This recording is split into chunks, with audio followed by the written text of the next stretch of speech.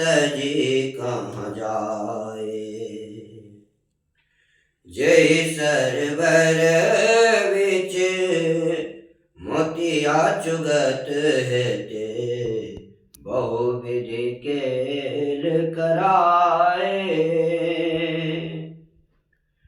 जय सरवर विच मोतिया चुगत हेते, बहुविधि केल कराए। सूखे ताल पुरन जल छारे, कमल गए कुमलाए।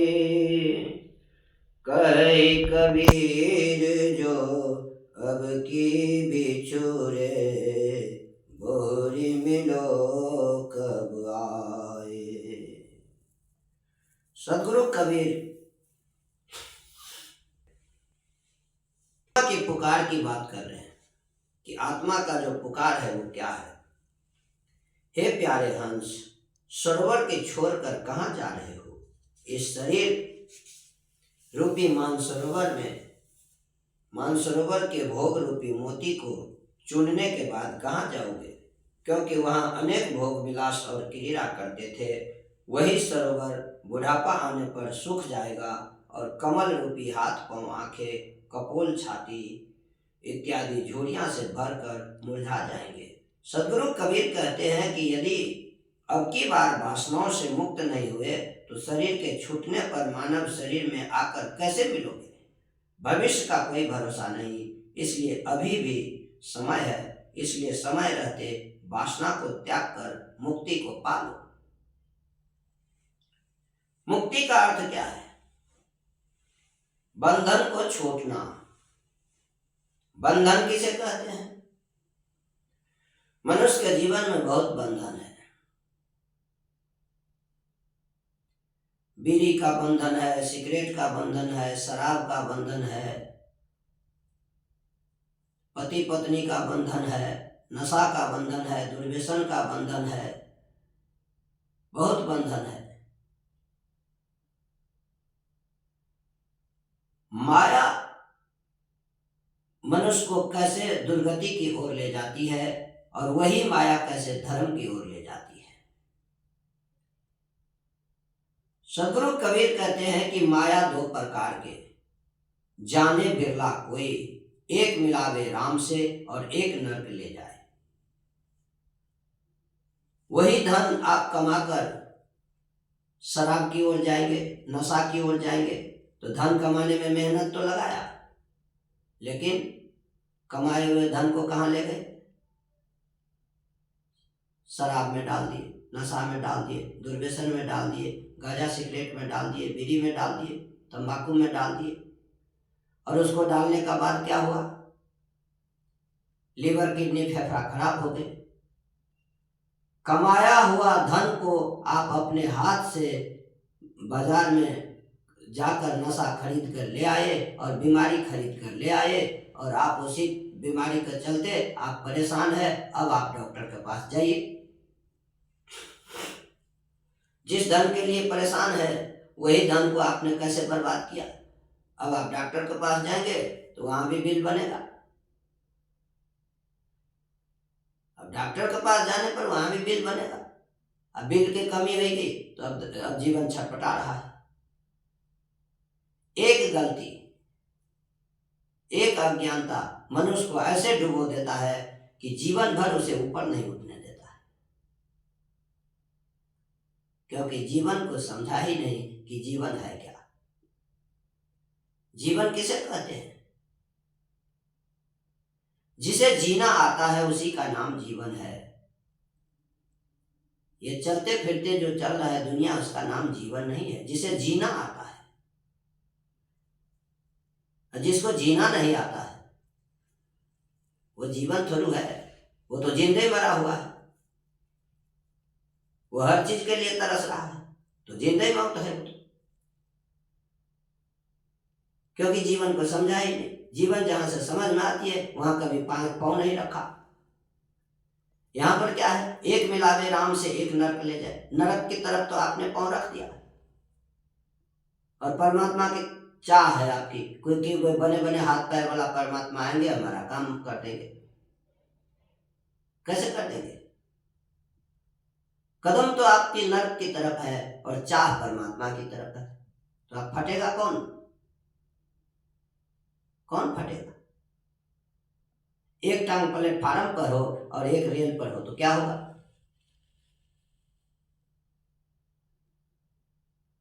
जीवन ये नहीं है। जीवन में सादगी होनी चाहिए, सद्व्यवहार होना चाहिए, सद्भावना होना चाहिए, सत्संग होना चाहिए। क्योंकि रामचरितमानस राम खुद कह रहा है सबसे पहले सत्संग, बिनु सत्संग विवेक न होई। बिना सत्संग के जीवन समझ में नहीं आएगा, क्योंकि ये जीवन जहाँ से जन्म होता है मनुष्य का, उस जगह का नाम है कुंभी पाक नर्क। और जो नर्क से निकला हुआ मनुष्य है वो मनुष्य को शुद्ध कैसे होगा? उसका जीवन शुद्धिकरण कहाँ से होगी? नहाने से, धोने से? वो तो शरीर का शुद्धिकरण है, पर आत्मा का शुद्धिकरण, मन का शुद्धिकरण, मन का शुद्धिकरण होगा। संत सरोवर गंग जली ताहि पखारत अंग, देहिया तब निर्मल भये जे साधु सत्संग।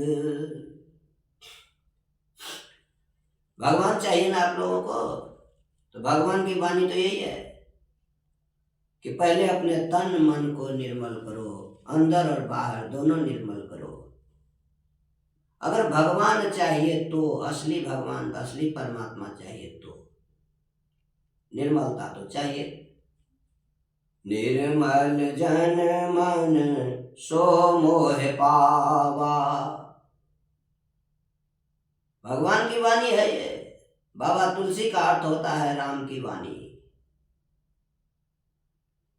जिसको राम मिला, राम दर्शन दिया, राम ने जो कहा वो तुलसी ने लिख दिया।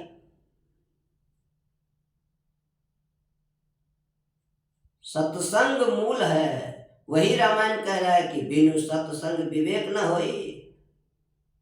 बिना सत्संग के परमात्मा को आप नहीं जान पाएंगे। आप धर्म के नाम पर लड़ते रहे, झगड़ते रहे, उससे क्या होगा?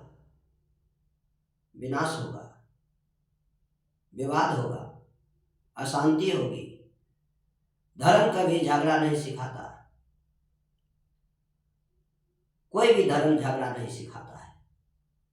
धर्म में जो अज्ञानता घुसा हुआ है वो झगड़ा करवाता है। जब तक धर्म का सत्य ज्ञान नहीं होगा तब तक तो विवाद रहेगा, तब तक विवाद रहेगा।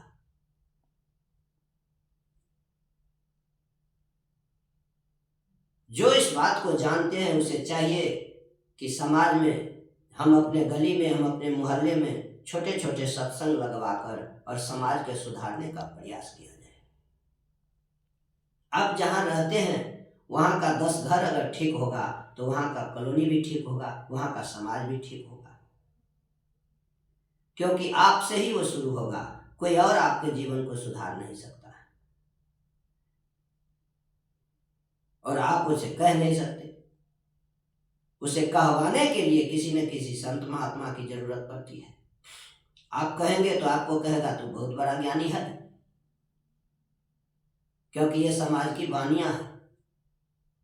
आज किसी को ज्ञान समझाओ तो वो कहेगा तुम बहुत बड़ा ज्ञानी है, क्योंकि अज्ञानता है, ज्ञान नहीं अच्छा लगता है। हीरा को छोड़कर कंकड़ चुन रहा है, दुखों का पहाड़ लाद रहा है अपने ऊपर, लेकिन ज्ञान की बात समझ में नहीं आती।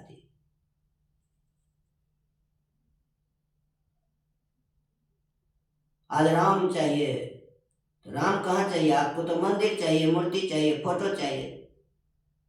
राम चाहिए तो राम तो आपके भीतर है भाई।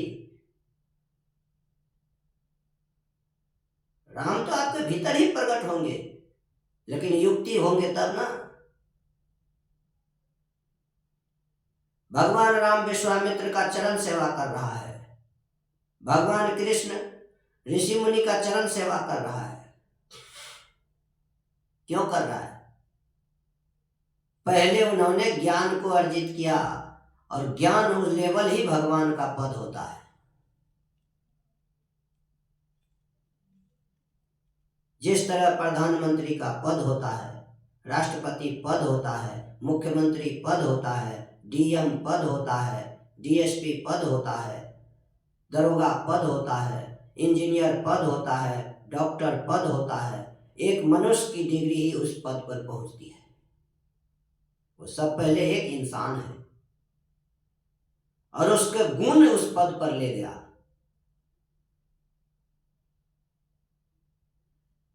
आप ही भगवान बनेंगे। भगवान खोजने से बाहर नहीं मिलेगा, आपको ही भगवान बनना पड़ेगा। आप ही भगवान है, आप ही देवता हैं, आप ही पार ब्रह्म है। आप इस बात को कैसे मानेंगे? क्योंकि सत्संग तो है नहीं आपके जीवन में। जिसके जीवन में सत्संग है वो इस बात को भली भांति जानते हैं। इस धरती पर कितने राम कृष्ण हरि घूम रहा है आपको पता ही नहीं है, क्योंकि वो दृष्टि नहीं है। भगवान कृष्ण ने अर्जुन को कहा था कि इस दृष्टि से तुम मुझे नहीं देख सकते, भौतिक दृष्टि से नहीं देख सकते, उसके लिए दिव्य दृष्टि की आवश्यकता होती है।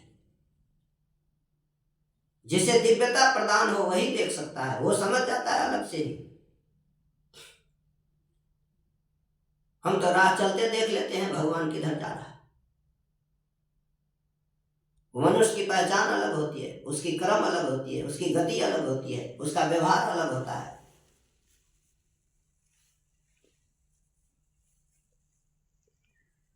एक होता है धर्म आत्मा, एक होता है पाप आत्मा, एक होता है दुष्ट आत्मा, एक होता है महान आत्मा।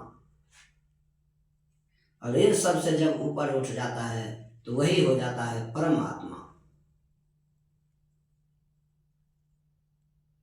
और जहां परमात्मा की प्राप्ति हो जाती है वही हो जाता है संत आत्मा, वो शांत हो जाता है।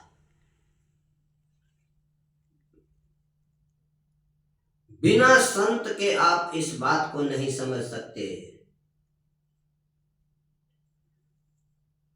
संत समागम हरि कथा, भव सागर की नाव, कह कबीर इस संसार में नहीं और उपाय, और कोई उपाय नहीं है। आप अपने भीतर परमात्मा को अगर प्रकट देखना चाहते हैं तो सत्संग चाहिए, सच्चे संत की सत्संग चाहिए। कलयुग फल मिले तत्काल क्यों कहा गया? शास्त्र कहता है कि कलयुग में तो तत्काल है, देर नहीं है।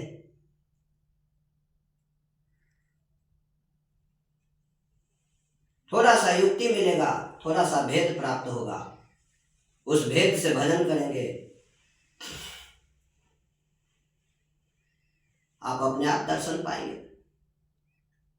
दर्शन के 4 रूपरेखा होते हैं।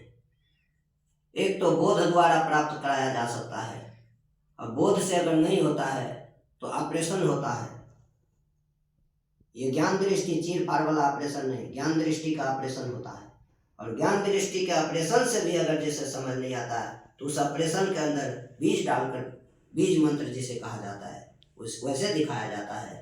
और बीज से जब नहीं होता है तो साखी आंखी ज्ञान की, एक बोध, एक ऑपरेशन, एक बीज, एक आंख, यही 4 धर्म है। इसी 4 के बीच में परमात्मा खड़ा है, भगवान खड़ा है, देवता खड़ा है। वो सारे आपके भीतर ही प्राप्त होंगे। सब आपके भीतर ही है। जहां राम है वहीं रावण है। आप अपने जीवन से रावण को हटाकर फेंक दे, राम ही राम है आप।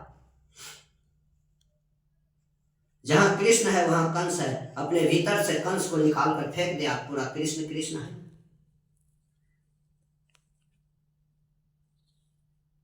खोजने की जरूरत ही नहीं पड़ेगी।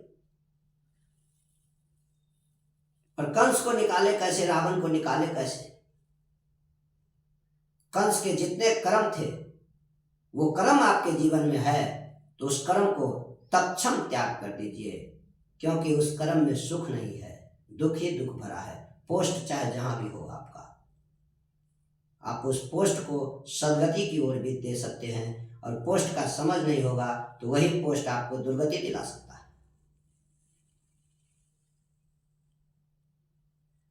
पोस्ट तो एक सुविधा है, सुख नहीं है ये। धन सुविधा है। धन में जब धर्म जुड़ता है तब शांति होती है, तब सुख में परिवर्तन होता है। ये तो बड़े बड़े धनवान आदमी दुखी हैं, कोई हॉस्पिटल में पड़ा, कोई कहीं पड़ा, कोई किसी बीमारी से ग्रस्त है।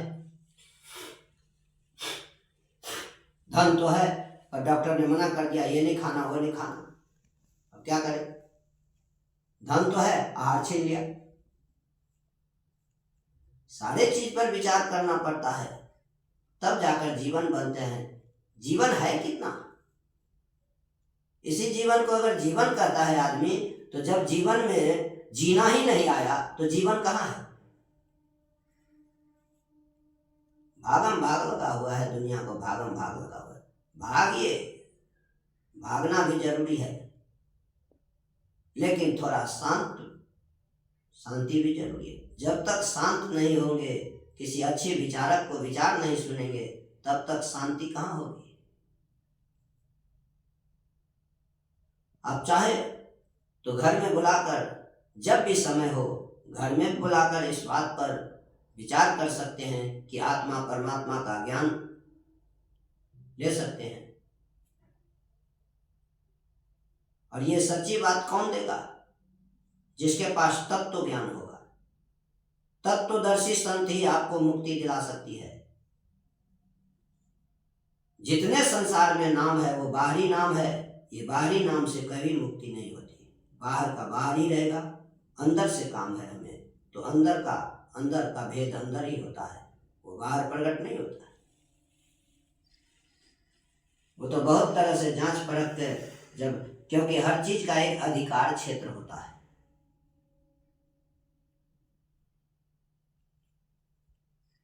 बिना अधिकार का कोई भी चीज प्राप्त नहीं होता। जो भक्ति का अधिकारी होता है उसे ही भक्ति प्राप्त होता है। जो दुर्गति का अधिकार होता है उसे दुर्गति प्राप्त होता है।